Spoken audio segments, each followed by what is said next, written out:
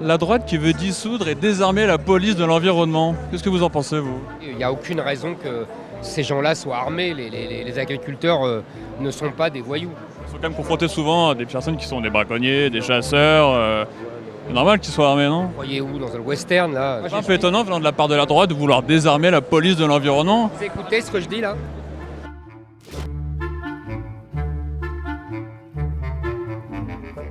Monsieur Wauquiez, la droite qui veut dissoudre et désarmer une partie de la police, c'est pas un peu étonnant venant de votre part? C'est pas une police. C'est la police de l'environnement, c'est dans son nom. Non, vous avez des inspections du travail, ils ne fonctionnent pas comme ça. Donc tout le monde n'a pas un pistolet à la ceinture pour contrôler. Parfois confronté à des braconniers, à des chasseurs, c'est normal qu'ils soient armés. On parle d'agriculteurs.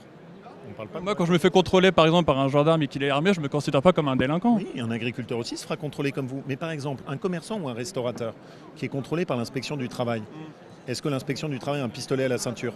Non, le travail n'est pas confronté à des personnes qui sont parfois armées. L'agriculteur n'est pas armé.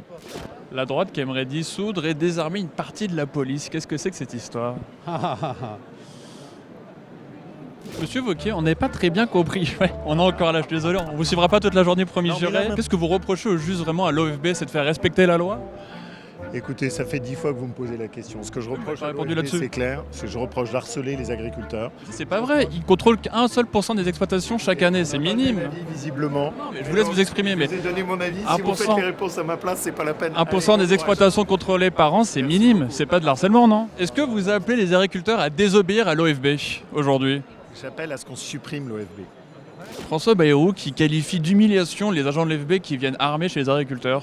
Quand les inspecteurs de la biodiversité viennent avec une arme à la ceinture dans une ferme déjà mise à cran par la crise, c'est une humiliation.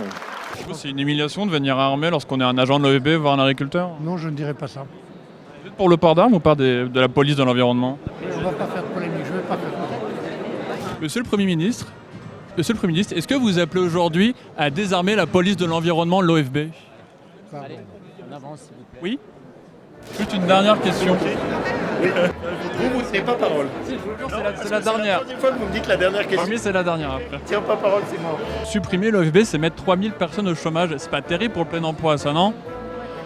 Vraiment, j'espère qu'il vous paye cher quand même, parce que je trouve que vous arrivez à... Journaliste, moi. Là, je me demande, parce que en tout cas, Pose des questions simples. visiblement... Personne au chômage, est-ce que ça vous dérange? Allez, on avance.